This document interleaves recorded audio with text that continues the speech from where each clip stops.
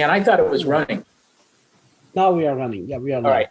Yeah, to our live stream audience, we actually started without you today through operator error, my error. And so I was just introducing Bob Slater. You see him on the screen here. And Bob is Southern Hospitality Incorporated CEO, owner, has other people that work with him there as well. And Bob is on the board of advisors at Oklahoma State University's hospitality program. And we were just saying that Bob and Gian and I have known each other for many, many years because both Gian and I were in Oklahoma. So having teed this up, and I just reminded everybody that Bob started life as an accountant, and he's doing well despite that. No, I think accounting has helped you a lot, Bob. You'll probably talk about that. So rather than give a full presentation first, what we're going to do with Bob, we're going to have him start out. And Gian and I are going to have questions, and I'm going to ask the students to keep your mics open too, unless you have a lot of background noise. So you can also ask questions. We want you to chime in with your questions. And you know the group that must ask questions today, right? So I think it's Group A, but I would urge all of you to do so. Okay, so Bob, what do you want to tell us to start out? You want to tell us about the weather there? Yeah, well, unfortunately, we have these once in probably 15, 20-year ice storms, and trees are down everywhere.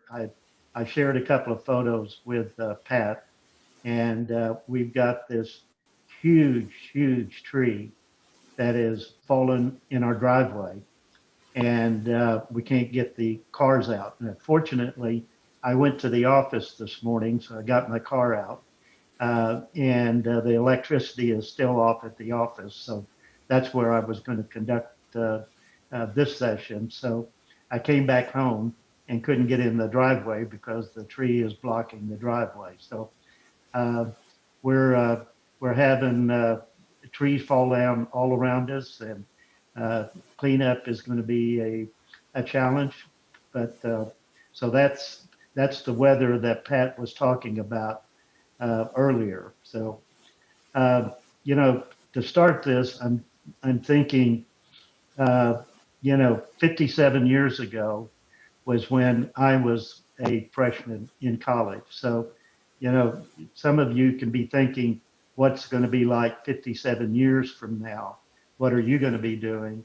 And so I get a little introspective to kind of share with you what my journey has been. Pat wanted me to talk about, how I got to where into the hotel business, and it's been a journey. I started off in 1963 in a junior college in Fort Smith because my father had passed away that summer.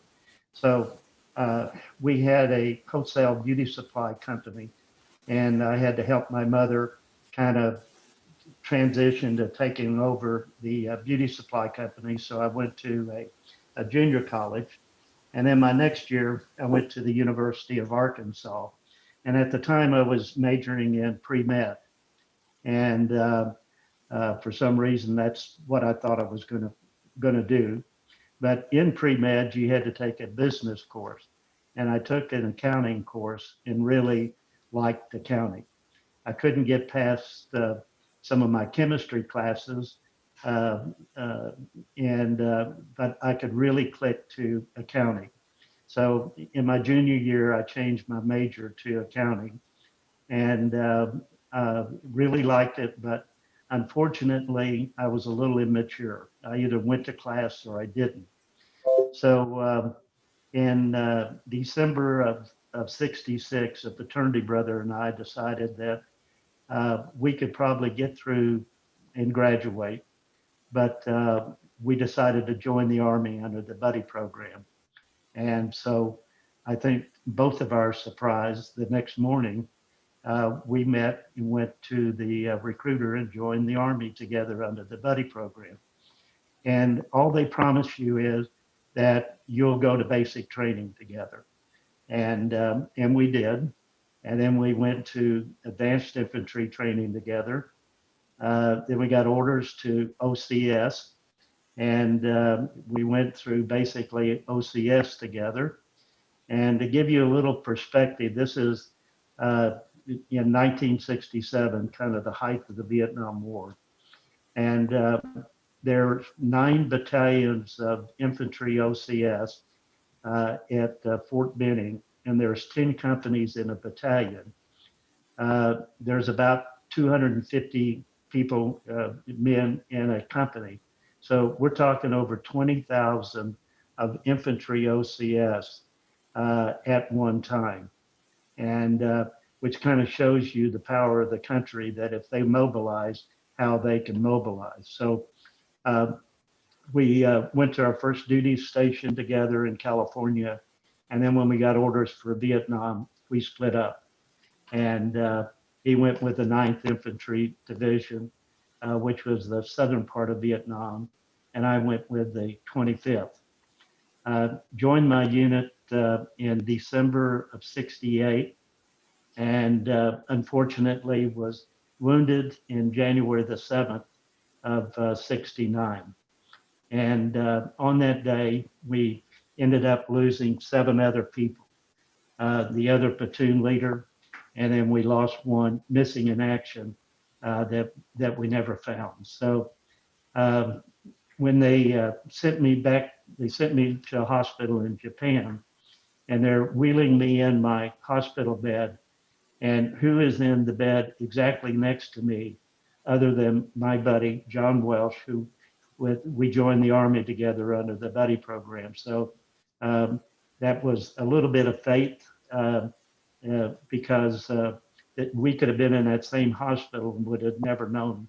So that was quite a buddy program that it turned out to be. They sent me to San Antonio, and I met my wife recuperating in the officers club there. And 6 months later, we were married. In fact, we just had our 51st anniversary 2 days ago, October the 25th. I went back to school, St. Mary's University in San Antonio, major in accounting. And I also had the opportunity, unique opportunity, to work for the Internal Revenue Service while I was going to school as a student trainee, and really ended up liking the tax part of accounting. I was recruited by Pricewaterhouse and went to work with them in 1971. And I kind of reflect on it, kind of the best of times and worst of times. The best of times because it's a great company, very professional. You're surrounded by a lot of smart people. Had some great clients that had interesting tax problems that at that time really interested me. And I was fairly successful. I was the second person in the tax department to make manager in 5 years. But the more I did it, the more I realized that that's not what I wanted to do the rest of my life. And so fortunately, my uncle, who happened to be like a big brother, he was 7 years older than I was in the hotel business in Oklahoma City. And so we became partners in 1977. And we were there during the good times. Oklahoma was going through an oil boom, and things just couldn't have been more crazy. People were sleeping in bunkhouses. There was so much demand for hotel rooms. But I guess as sure as the sun comes, a boom, it'll turn into a bust, which it did. And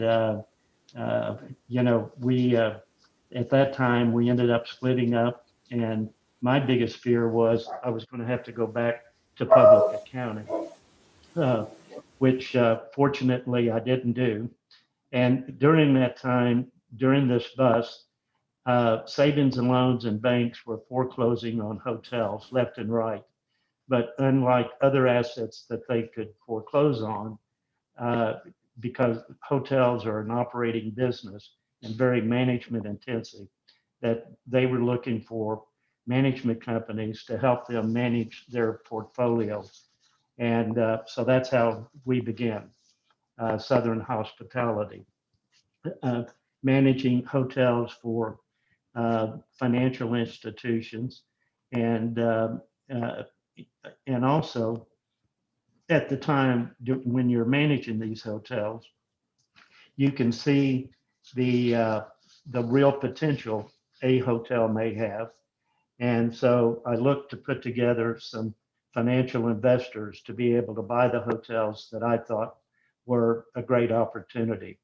And the first acquisition was in 1990, was the Hacienda Inn in Prescott, Arizona, and which was a unique boutique hotel in downtown Prescott.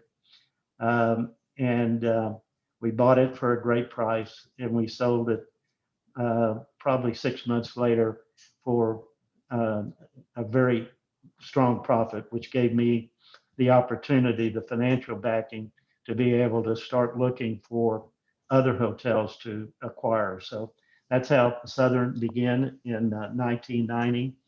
Uh, we ended up owning 17 hotels across the country, and just started managing hotels that were in our portfolio. I never really liked third-party management, and so we had 17 hotels, uh, basically coast to coast. In Florida, we had a hotel, DoubleTree in Cocoa Beach, and then in Orlando, in Lake Buena Vista, we had a DoubleTree Club in Florida. So and so we started to sell the portfolio, kind of hotels at a time. And now I'm down to, I've sold them all but one. But we're developing a new hotel here in Oklahoma City, a Marriott boutique hotel called the Ellison. And I shared some of the renderings with Pat and Gian with those. But so that's probably the last hotel that I'll develop. But it's really kind of fun to get back into the development of a hotel. So that's how Southern began. Now, with the accounting background, when you were a CPA, you were expected to be a member, in this case, of the Houston Society of CPAs, and you were also expected to be a member of the Texas Society of CPAs. So that kind of give back was ingrained. And so when I got into the hotel business, there really wasn't that kind of commitment to give back to the industry. So I got active in the Oklahoma City Hotel Association, and I also got active in the Oklahoma Hotel and Motel Association, as it was called back then.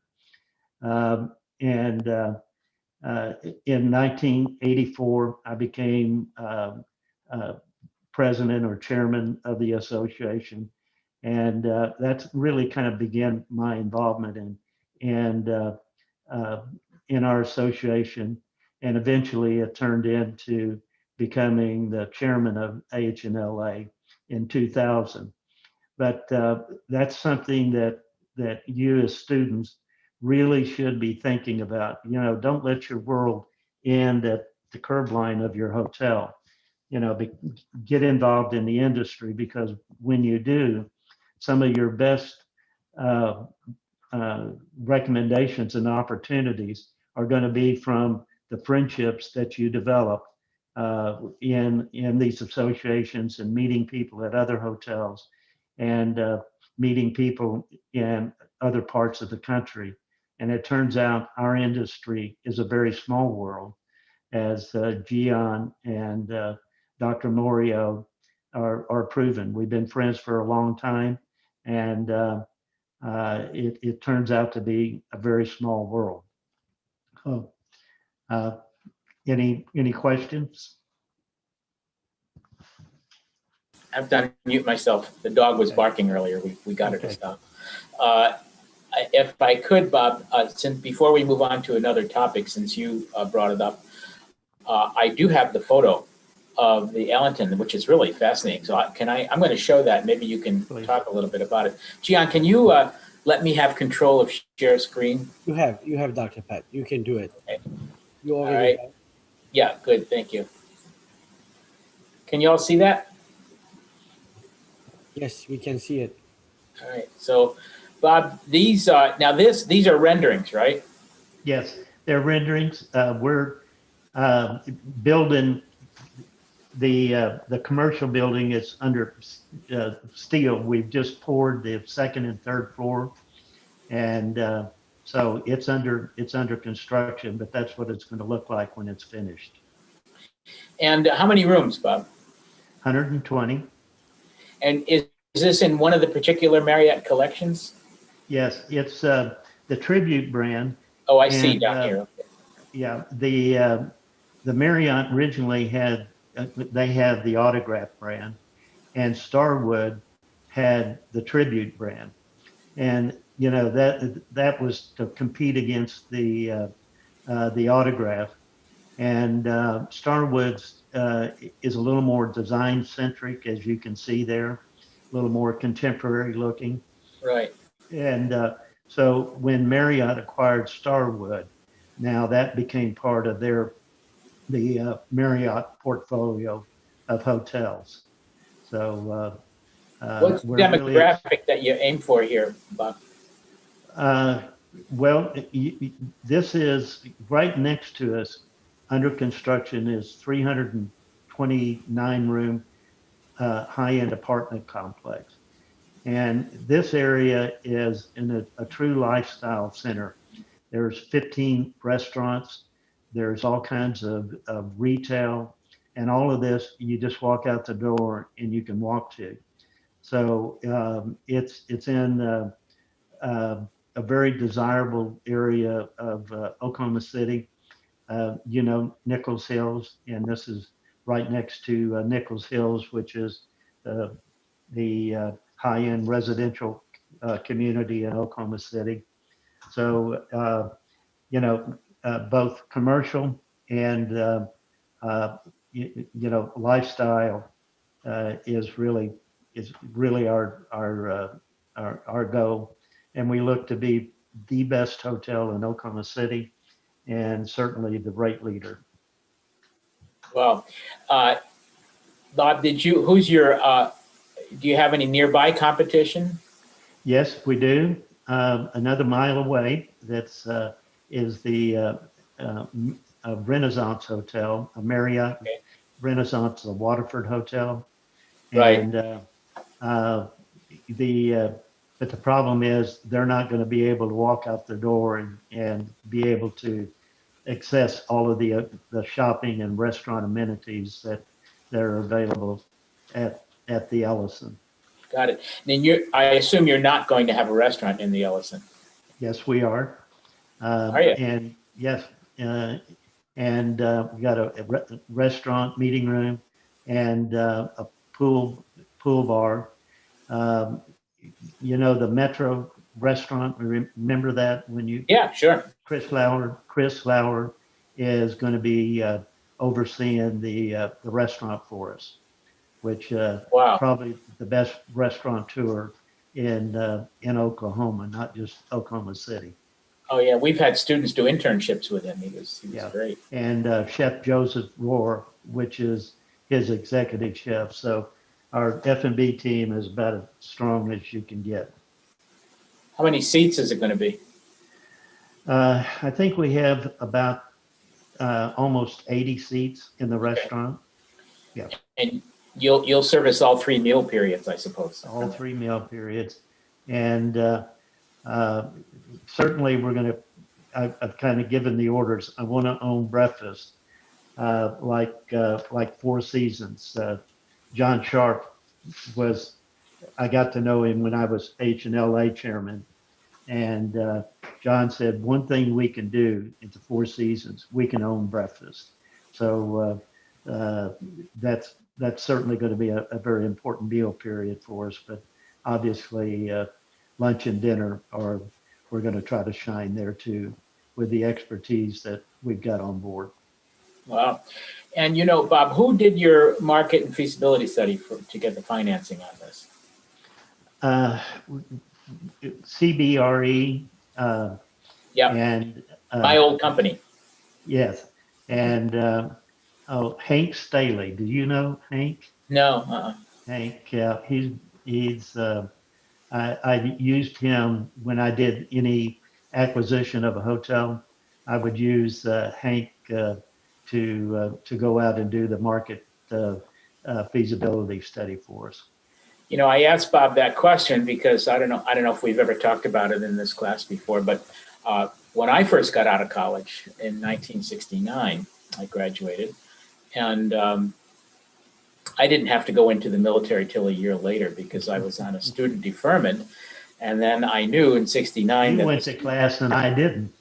well, that I did. And I knew the student deferment was going to be up.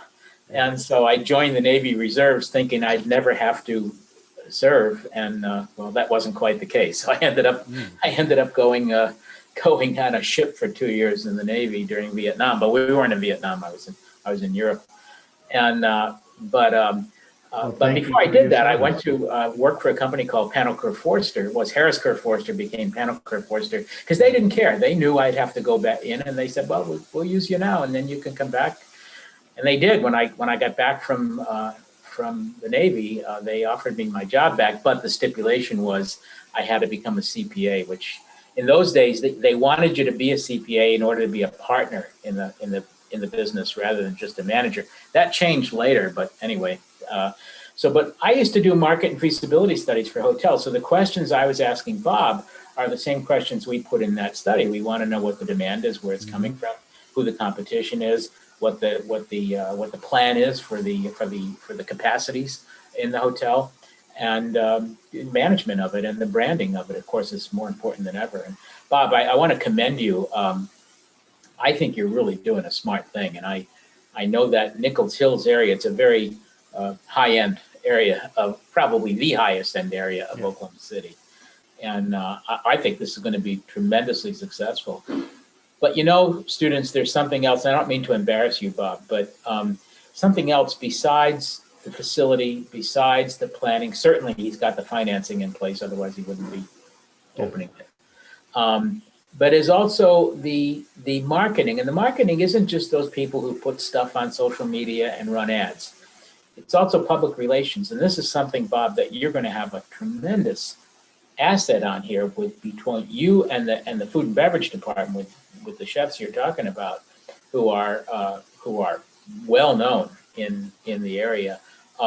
That's going to be a big deal for you because you're an owner operator. Yes, it's going to be a key component of what we do. And we've got a great branding company that my son went to high school with, and now they're all becoming adults and being very impressive. And they were local. Marriott wanted us to use a branding company out of New York, and but after they did their presentation to Marriott approved them as an approved vendor for other hotels, which Really? is how impressive they were. The name Ellison is after Ralph Waldo Ellison, who is famous author, black author from Oklahoma City, who wrote The Invisible Man. So that kind of represents, we're using that name not so much as a tribute to Ellison, but as a tribute to the creativity and the artistic creativity and literary creativity that's in Oklahoma City. And so that's a big part of our branding is that kind of lifestyle and and you know, it's kind of part of everything that we're doing as far as a brand. You're gonna have the best of all worlds, it looks like. We are, and but you know, the proof's in the pudding. Uh, but uh, we're really excited, and one of our major investors is also the equity investors of that 329 unit apartments that's being built by Hines out of Aha. Houston. So obviously there's a huge commitment.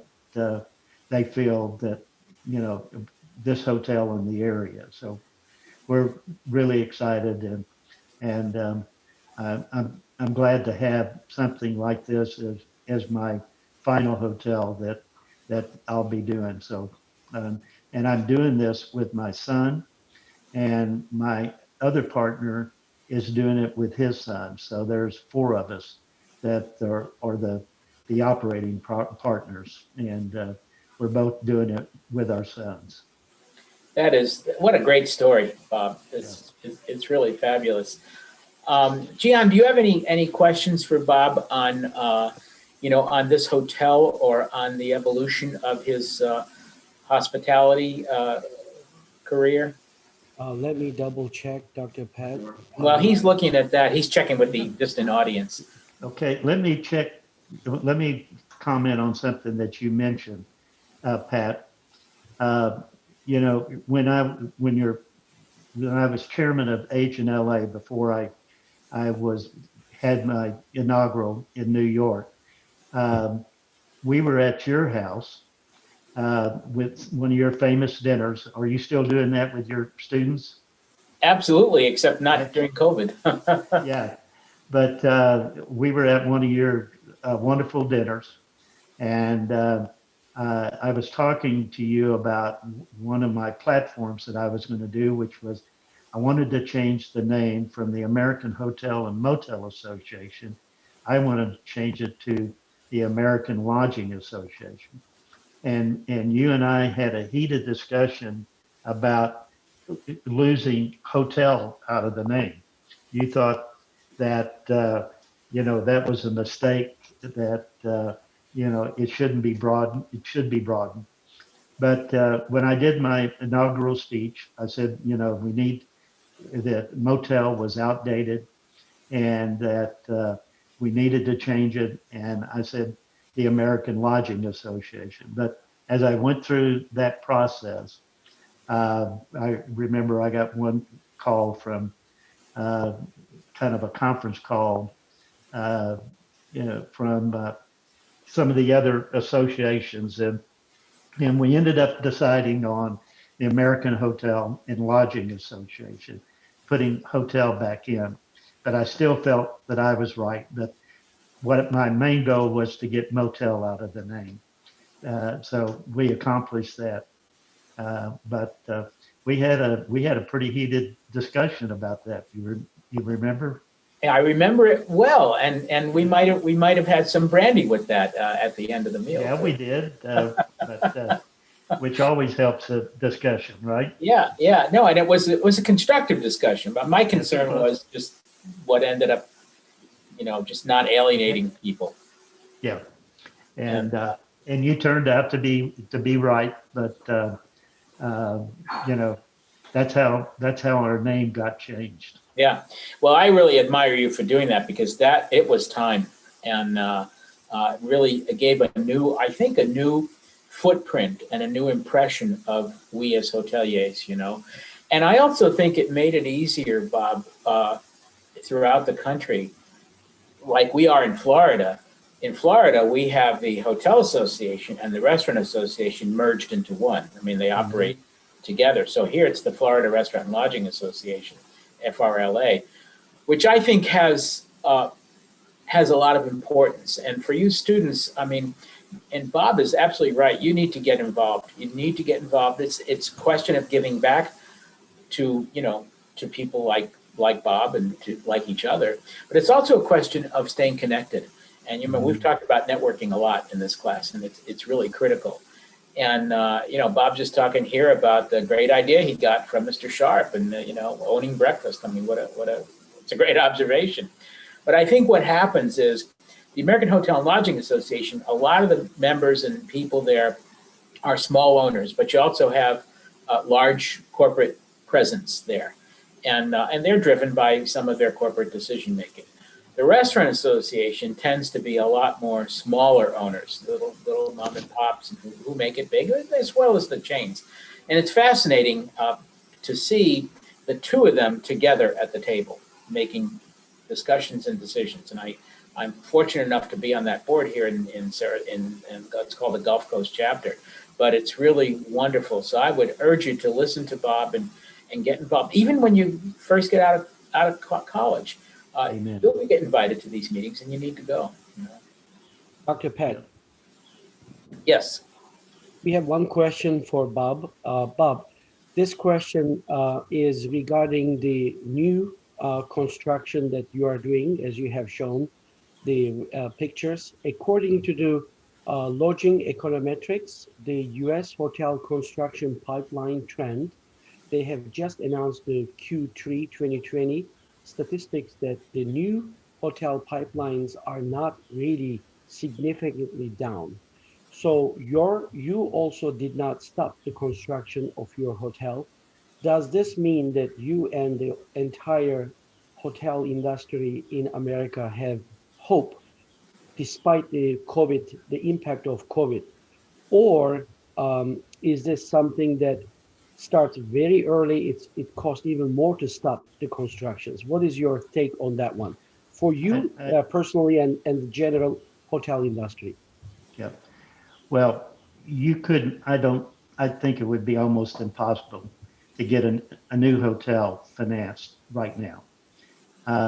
You know, it's got such a red line around it because it's been so severely impacted with COVID. But for us, we already had our financing put together. We already raised all of our equity and signed the loan agreement. But I've got a feeling that if we hadn't have signed our loan agreement, they would have found a way not to fund that. And it would, for a project to get funded now, for somebody to get one funded now, it would have to be so compelling, for that to happen. I just can't imagine one getting financed right now. Now, that doesn't mean that next year, if things start returning, that these unique locations could get financed, but it's going to take, I think, a special circumstance. Now, one of the positive things about this has been the the interest rate. The interest rate that we're paying, we ended up locking ours in for new construction at 4.19 for the permanent loan, and for the construction loan, it's 260 basis points over 1 month LIBOR, and 1 month LIBOR is 0.15. So we're talking about a construction loan at 2.75%, which is absolutely never heard of, never been done. So that certainly has helped our economics to have our interest rates so low, just because of rates have been, incredibly low. But I, I, you've got to have people staying in the hotels, and right now, the most hotels are operating much less than capacity, and who knows when that's going to turn around. We're hoping we're opening September of next year. We hope it turns around September of next year. Is that your projected opening date, Bob? That's our projected opening date. And of course, we have a ramp up in that. So, 2022 is going to be kind of the start of our, year. So we've got a year and a half for things to recover. Yeah. And that's. I'm sure you've got some operating capital set aside as well. Yeah, we do. And we got some strong partners, so we think we're going to be okay. But thank God we're not opening this year. It would be a disaster. It would be, and it's interesting that you say September, because if we get the vaccines, and it doesn't matter who becomes the president, it doesn't matter who it is, they'll still get distributed one way or the other. If we get the vaccines, and some of the things, I mean, even Fauci, as conservative as he is on managing the epidemic, I mean, even thinks that there will be vaccines that are one or more available probably in Q1 of 2021. And so I suspect, Bob, that you, in a September opening, will come out thundering. You'll be just opening at the right time, I think. We think so too, but if I've listened to some of the H&LA presentations. I'm still connected at H&LA. I'm chairman of the American Hotel and Lodging Association Foundation. Chair the research committee, project funding and research. And Gian, I think I've reviewed a couple of your research projects. Yeah, and we hope they get funded, Bob. Yeah. And so I'm still connected, and I get to listen in on some of the H&LA executive committee boards, and from the average rate is where I think it's going to take a while to recover. Right. And they're projecting 5 years. I certainly hope it doesn't take that long for that ADR to recover. But this has been something that's never happened to the industry before, where we absolutely have shut down across the country. And, so there'll certainly be negative ramifications from that. But, yeah, we had Peter Yesowich as a guest a few weeks ago. Students, I don't know if you remember Dr. Yesowich coming in. And he had some projections, and they didn't go out 5 years. I think he saw that as leveling off a little bit earlier. Now things have changed. That was in that was in early September when he spoke to us, and so we'll have to see. I would take Peter's counsel there. I think they're just being a little too negative. This is from Smith Travel. Yeah, Smith Travel Research, right? Yeah. So I certainly hope so. I hope you're right too. Geez, we ought to have Peter in this class again in the spring and let him do that over again and see what has changed. Yeah. He's a great guy. He lives here in Florida too. So. Oh, he does? Yeah, but I haven't seen him in years. But he's a pretty special guy for sure. He is. Before we go on to the next topic, I want to give the students a chance. We've got about 20 minutes left, and I want to give the students a chance to ask questions. Particularly, I think it's Group A today, is it not? Okay. It is. So let me open it up. All right. Can you hear me? Yeah, Sid, we can. All right. Wanted to ask if you're putting in any new, I guess, highlighted technology or anything like that in the hotel you're developing. If there's any new processes to fight COVID or any planning, I guess, on the tech front of things. Well, we have a person that's doing our IT development, and again, he's somebody that went to school with my son. So it's nice to see. And people like you will grow up but he's handling all of the IT. The guest room locks, we just went through that and signed the contract on that. And that's pretty much all being done keyless, Bluetooth.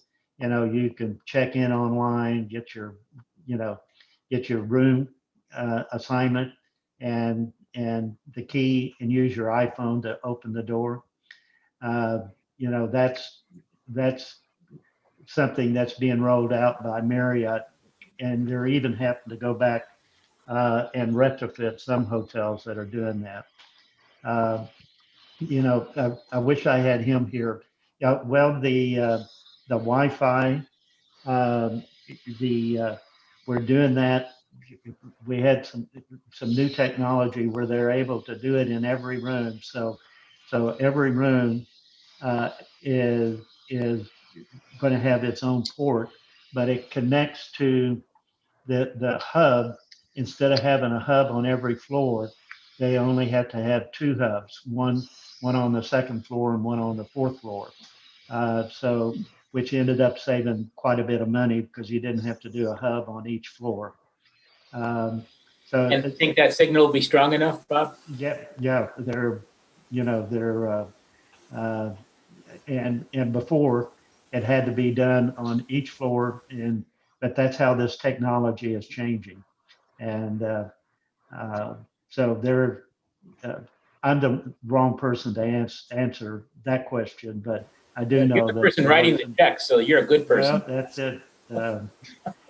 We are, but that's, Thank you you so know, much. that's an important question because that's really important to you, you know.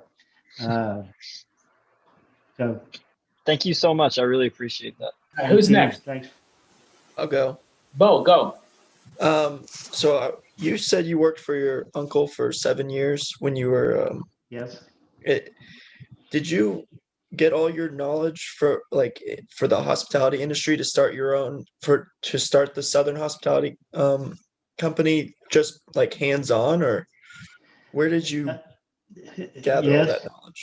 Yeah.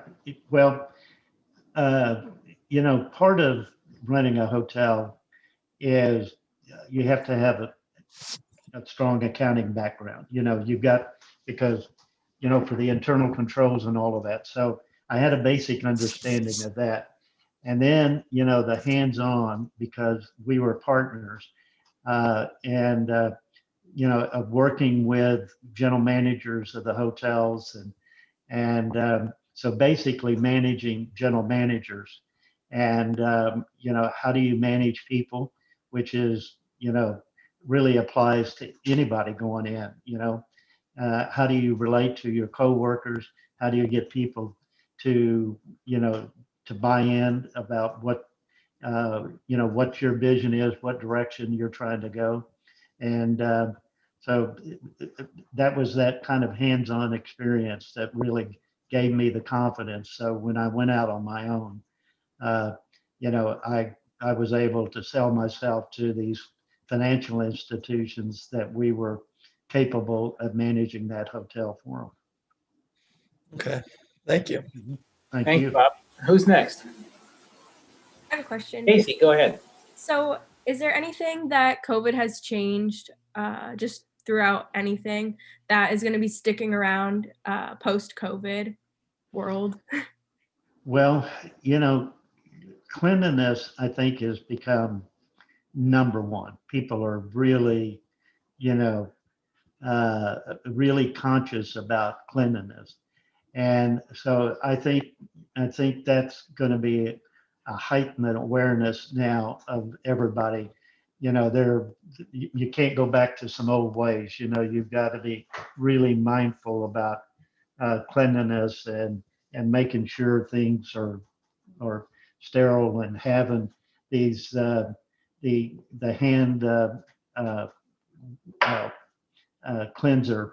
I think is people are going to expect to have that around ongoing, even after all of this has passed. Now, cleaning the room, where you only clean the room when the guests ask for it, you know, where some of them, you know, the hotels don't clean the room.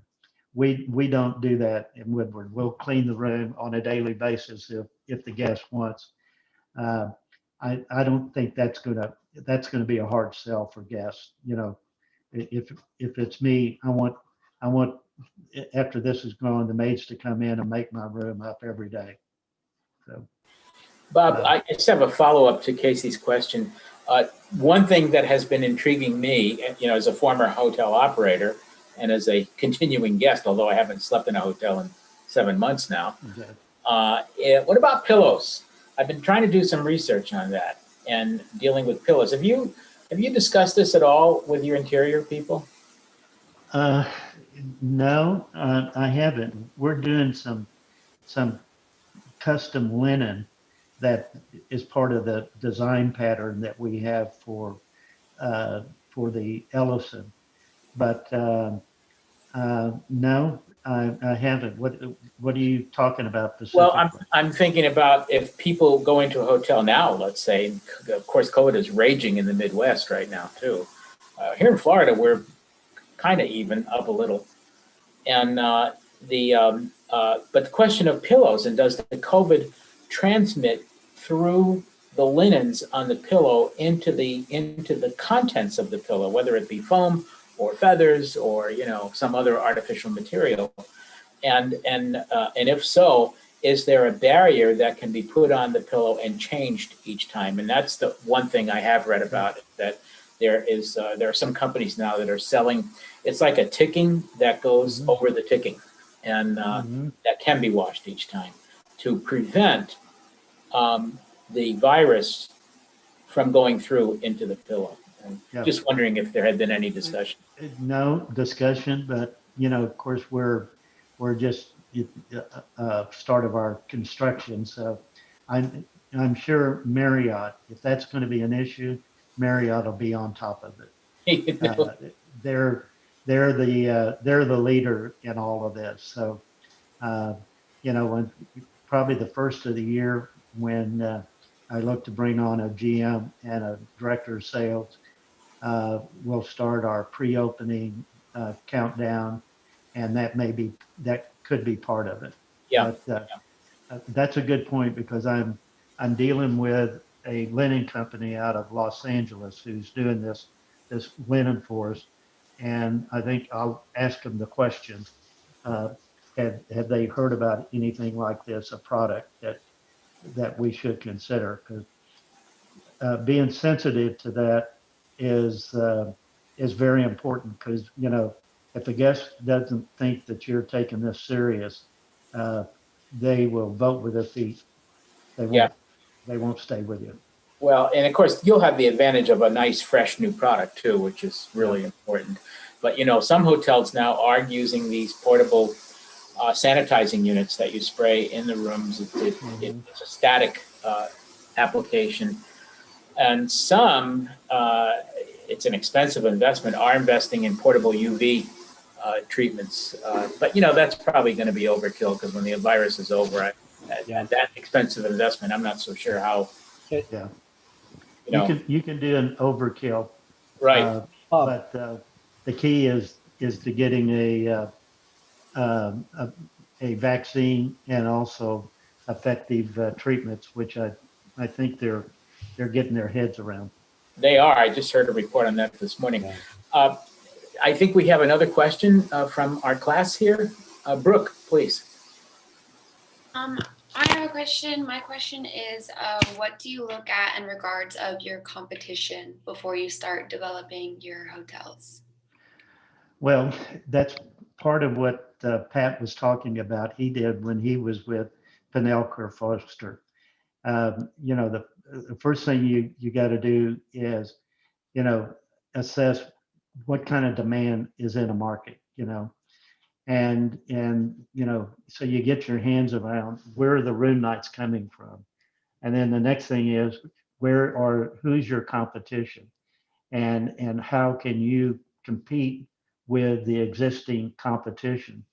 And normally you want to be around other hotels. You don't want to be the lone pioneer in a market. You want to be around where other hotels are, and then you assess that competition, because most of the hotels that we purchased were existing hotels, and that was a very important thing that we did. We'd raise the money to renovate the hotel and reposition the brand, putting another brand on it, and so we could compete effectively with our competition. But knowing your competition and knowing their strengths and weaknesses is a very important part of the hotel industry. So, good question. Bob, before we move on to the next topic, also, the one last thing I wanted to visit on hotel development itself is in your meetings with still being part of the AHNLA, what's your sense of their take on growth or emergence from from the pandemic? I mean, what's your takeaway? Well, the big crisis and push right now is for PPP. I mean, hotels, or as you know, are still, a lot of them are closed down, and so there's a real crisis. So all of the effort that's being spent by AHNLA now is directed to our political um, arm, the governmental affairs of letting Congress know how devastating this has been. Hotels have a lot of high fixed costs, which means that your break even, you can lose a lot of money until you get to break even, because you gotta cover that fixed cost, and then every room that you rent has a variable cost per occupied room. And a lot of hotels, especially with debt on it, are having a really tough time. And some of the big hotel companies are really hurting. So the um, I think that's the immediate thing that on all the conference calls that we're really talking about, is about how do we get this uh, PPP program passed to give us this relief, because if we hadn't had that first one, this industry would be really in terrible shape. Uh, and so now that's gone through, and we're going into, in some cases, the slow time of the year, and it's becoming rather desperate. And the restaurant sector even worse too. It is, In cases. just Before we move on to the next topic, which I have a personal curiosity about, and you'll all see why in a second, is that students, in a few weeks, we have Ken Edwards coming in. And some of you did hear Ken on the when we had the board panel a couple of weeks ago. Ken is the CEO of TriStar Hotels, which is a company that is in some ways similar to what Bob Slater just talked about before he divested some of it. He's got about 18 hotels. But pick up on what Bob talked about, how he got started. And the not nice term for this when I was still in operations was bottom fishers. But you'd wait for people to come in, you'd wait for bank repossessions, and they just want to hire companies to get this thing out of their portfolio and out of their hair, because they don't know anything about the hotel business and they don't want to. And the price keeps dropping down until somebody says, aha, I can do the renovations I need to do on this and buy it and make some money. And Bob just told us how that worked, but it was pretty good for you, wasn't it? So absolutely. And there's going to be, unfortunately, there's going to be some great buying opportunities. And I've been contacted by a couple of people to put some money. They want to put some money in to start actively going out and looking at that. So yeah, that could be an opportunity we may do. I don't know. That's a different animal, but there are going to be some great buys out there. good question for Ken. So there, whatever group is in power that week, or Ken all ask, doesn't matter. Yes. I want to change the topic a little bit, Bob, but before I do, and we've got about 6 minutes left, but before I do, I want to just share my screen for a second and show the students what we're talking about in Oklahoma City. Those are pictures from today. And Bob told me that he had a tree, and now, Bob, I see what you're just, this isn't your tree, but I see what you're talking about, where the whole tree just cracked Yeah. right there and came over. It's an ice storm that is unbelievable, unbelievable. And I mean, just look at the streets themselves. It's amazing. So, Bob, we our sympathies are with you today. I mean, this is not fun, um, and we hope you recover from it quickly. Bob, I want to change the topic now to one that's close to home for us. On July 1st of this year, we consolidated three universities: University of South Florida, Tampa, University of South Florida, St. Petersburg, and University of South Florida, Sarasota, Manatee, which were operating as three separate universities in a so-called university system, which the legislature didn't like. So they legislated that we merge together. They never used the word merge. They don't like that word. Consolidated together on July 1st. As part of that consolidation, they said to us, look, you're going to be too small to stay as a college or a unit on your own. You're going to have to be in something bigger. So you better start thinking about this. And at that time, the Mumma College of Business approached us and said, we'd like it if you joined us. And you know, Bob, how I've always felt about being in a college of business. I was never a big proponent of it. And but I had to listen here, and they were right in terms of our size. We're too small to be on our own. And so we, in a very careful way, consolidated with the Mumma College of Business. And they have been very gracious to us. They have been wonderful. And we, in the meantime, agreed that we would go after our own ACFA accreditation, ACFA for hospitality accreditation, while they maintain their AACSB accreditation. So we're coexisting with them, but working on many things together. And they're our bosses too, and it's worked out well. And the reason, students, I'm asking Bob Slater about this is that at Oklahoma State University, where I was 2 positions ago as director for, 8 years, whatever it was, we were in the College of Health and Human Development, or Human Environmental Sciences. It changed. Yeah. And but there had been some talk about moving to the Spears College of Business, or what is now the Spears College of Business. And they never wanted us, and we certainly didn't want them at the time. That's all changed now, Bob, hasn't it? And what It has. And what can you tell us about how that move has been from your perspective? It's been beyond our wildest dreams, successful.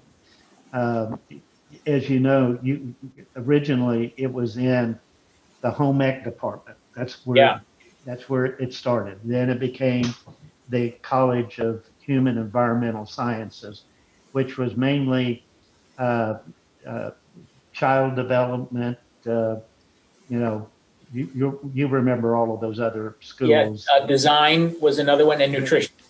Yeah, and so it just wasn't, I think, a good environment to be in. I personally never liked it, and plus you were a small part of that, and well, financially you guys contributed most to the school. We did. But in terms of clout, it didn't have the clout that it needed, and so that has now been moved to the Spears College of Business, which would be your counterpart, and it's just been, I think it's given the graduates when you get a business degree, when you graduate with a BS degree, I just think it's more compelling in the marketplace. And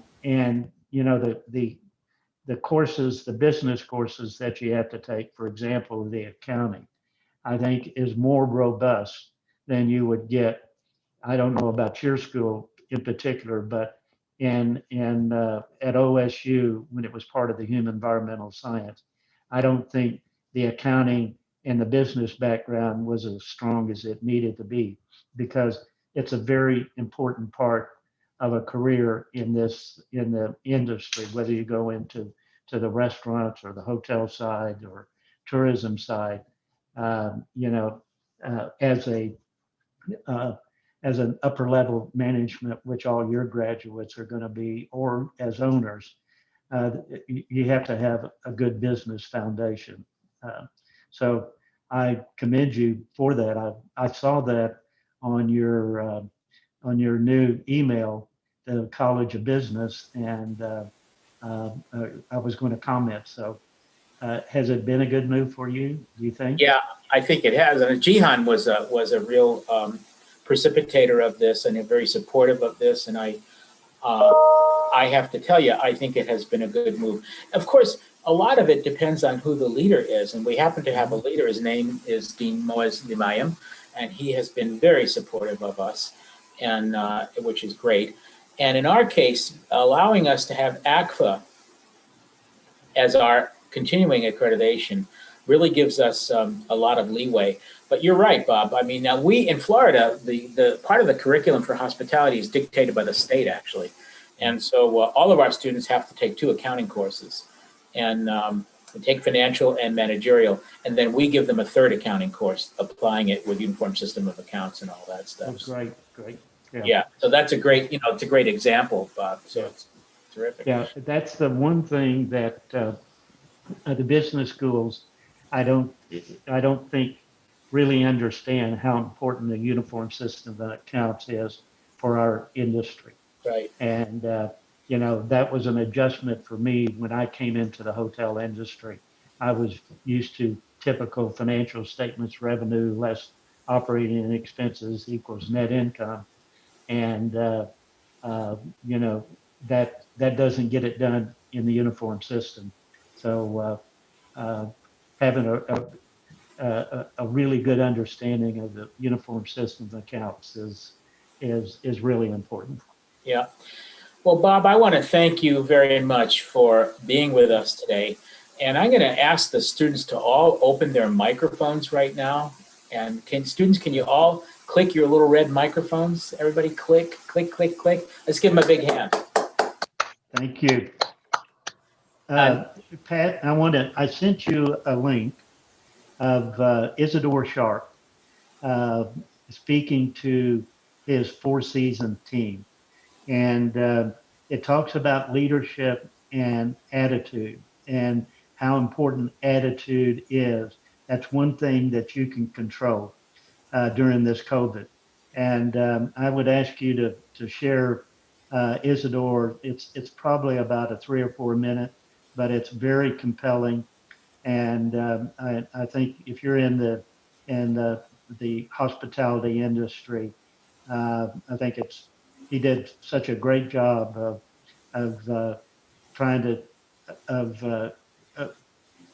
attitude is something that you're in control of. You're in control of your own attitude, and that's how we'll get through this COVID. So if you would share that with the students. I certainly will, Bob, and who knows, we may play it elsewhere in the school too. He's really quite a man, and he is. Okay. Did I lose you, Pat? Yeah, just great. Sure, you look rosy. Okay. Okay. So, Bob, would you give my best to Sylvia? And I will, and our best to Rosalie. All right. I'm going to I would just tell Sylvia, Pat's thinking about that break front with all the Christmas stuff in it. Well, you're due a trip, and maybe you can hitch a ride with Gian when it comes to see his son. And, yeah. Oh, that's right. We can do it. We can do it. Good. Students, thank you very much. And so next week, Dr. Joe Askren, please get out and vote. You don't want to wait till the 3rd to do it. That's our class. Do it before then. But whatever ticks your clock, and make an informed vote and get it done. Bob, thanks again, and I'll be following up with you, and hopefully